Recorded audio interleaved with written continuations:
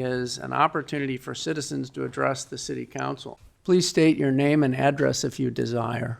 Lake Forest Podcast. In 2017, Lake Forest brought together more than 150 residents to help write its strategic plan. The city described itself as a community built on trust, respect, and citizen involvement. Civic engagement was treated as a strength.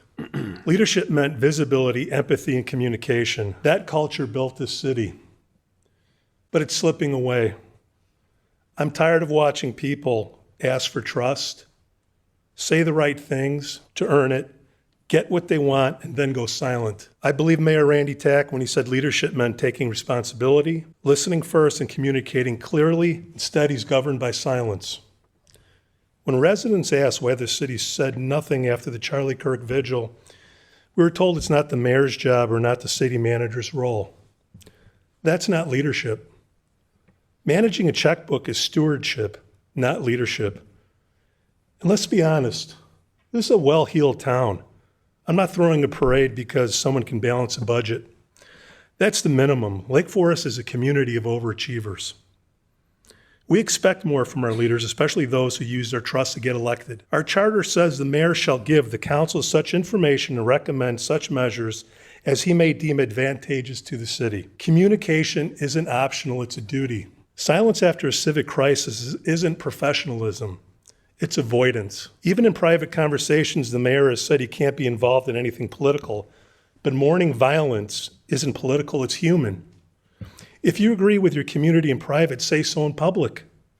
Leadership means speaking your conscience, not hiding behind procedure. That silence echoes beyond City Hall. At Lake Forest College, a student was charged with a violent assault in a dorm, and the school stayed silent. Now students mock the death of Charlie Kirk online, and again, no statement from leadership. I understand the college is private, but it's still part of our community. When silence becomes the norm in public leadership, it shapes what's tolerated everywhere else. Civic tone starts here, and it echoes through the schools, the college, and the community. When those entrusted with authority say nothing, they're saying it's acceptable. That's commission by omission. The record makes it plain. This council is admitted to radio silence on major matters, even while calling itself the most transparent government in the world.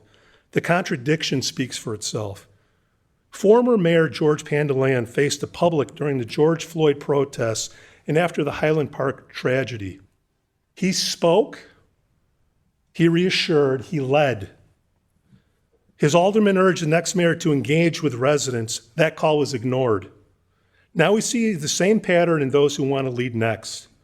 A former alderman hoping to be mayor says he avoids community events because they ratchet up the temperature.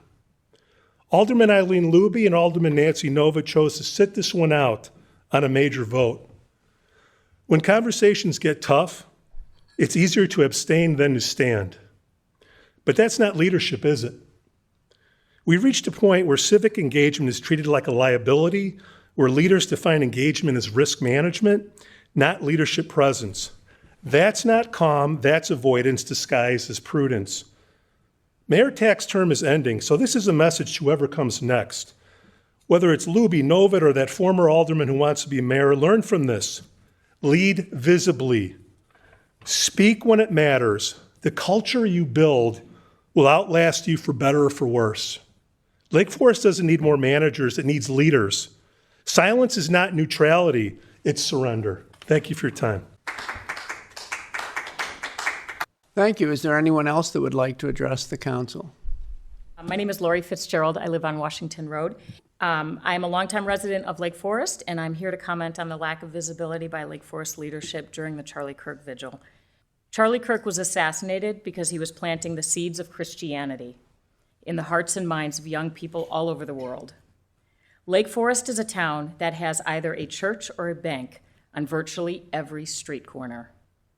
It would have been nice to see our elected officials acknowledge the support of the Christian community during this horrific and monumental time in our nation. Over 100,000 people traveled to attend the funeral service for Charlie Kirk. I think this alone speaks to the impact that the event had on our country. I'd also like to bring to your attention the matter that Pete just spoke about regarding the student at Lake Forest College that was mocking. After the vigil in Market Square, the student body The student posted multiple messages on the internal Lake Forest College messaging app called YikYak. The messages showed images of him mocking the memorial with the words, "Rest in peace, bozo." He also posted images of a keychain with photos of RFK, President Trump, and Charlie Kirk that was strung together with holes on the faces where each of them had been shot. Finally, there was a post that he wrote that said, "I hate everyone who voted for Trump. I will always hate you till the day I die.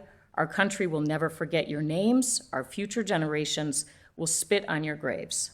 I'm deeply concerned that this type of behavior goes unchecked in our community, especially since we have seen an increase in attacks on Christian communities in recent months. Thank you. Before we finish up this section, I'd just like to say to all of you that we appreciate the commentary and criticism. That's part of what we do, so thank you for your efforts.